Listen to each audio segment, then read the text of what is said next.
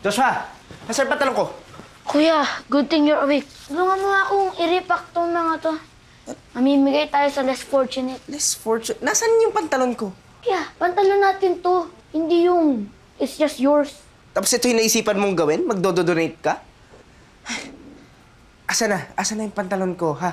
Kuya, madami na nga tayong foods and material things. Di ba, turo sa atin ni nanay na kapag may sobra, dapat mag-share tayo. And gusto ko lang pasayahin sila in my own little way.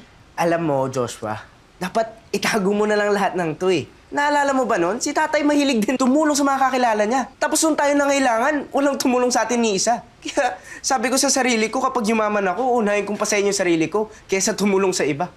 Kuya, nakalimutan mo na ba ang turo ni nanay? Na mahalaga mag-share ng blessings.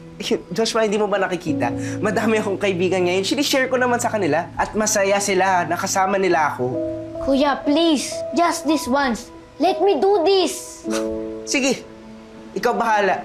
Basta huwag ka magsisisi kapag walang kanapuntahan yung pagdodonate mo sa kapwa. Nakakalimutan mo yata, no? Nung nangangailangan tayo, wala namang tumulong sa atin. Oh, tumatawag na sila. Joshua, akin na yung pantalan ko. Huwag ka na makulit. Akin na. Hello?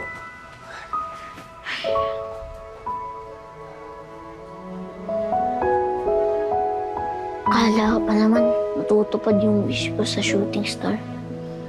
Hindi pala.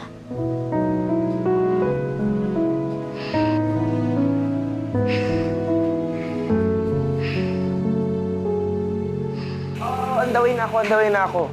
Oh, naman, sama mo na. Sagot ko lahat. Mag-aya ka pa. Ay, kayo pa ba? Sige na, sige na. On the way na ako. Ito na. Sige, bro. Yeah.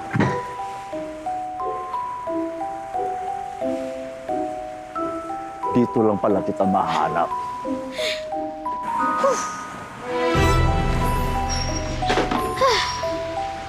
Utoy! Utoy, saglit! Yes, can I help you? Kaano-ano mo yung binatang lumabas kanina? Oh, that's my kuya. Kuya Arnold. Do you need something from him? Wala naman. Matagal na ba kayo nakatira dito? No po. Kaka-move in lang po namin dito. Dati po kasi mahirap kami. At ulila sa magulang. Dati kayo mahirap? It's hard to explain. Yung pantalon na suot niya, ang ganda. Saan niya nabili? Yun. Ano po, nabili niya po yata yun sa ukay-ukay. Ay, hindi po, birthday gift po ng parents namin sa kanya. Sige po. Wait! Akala ko ba ulila na kayo?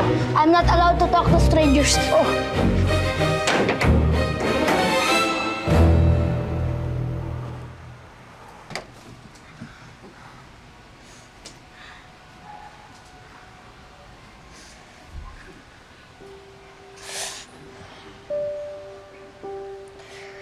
Masyado ka na madaming ginawang bad sa amin na kuya. Una, ginawa mo siyang selfish. Tapos ngayon, nagkakalayo-layo na kami. Tapos naman ngayon, parang our lives are in danger dahil madaming may interest sa'yo.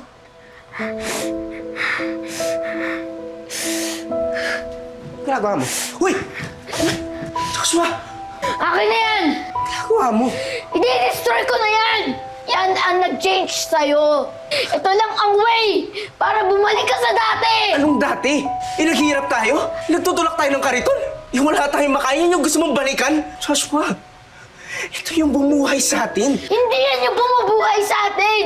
Yan ang unti-unting papatay sa atin! Kung nakikita tayo ngayon ni nanay, madidisappoint sila sa nangyayari sa'yo! Wala akong paki. Iniwan na nga tayo, di ba?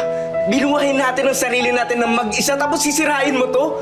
Joshua, ito yung sagot sa hiling natin, sa hiling mo. Hindi ito ang hiniling ko sa shooting star! Ang hiniling ko, yung hindi tayo magkakaiwalay kahit kailan! Not money, not material things! Pero yung together as brothers!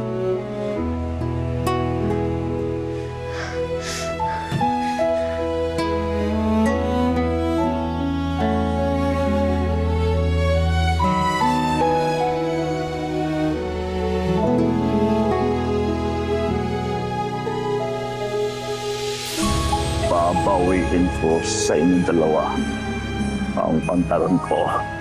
Itagaan niyo sa bato.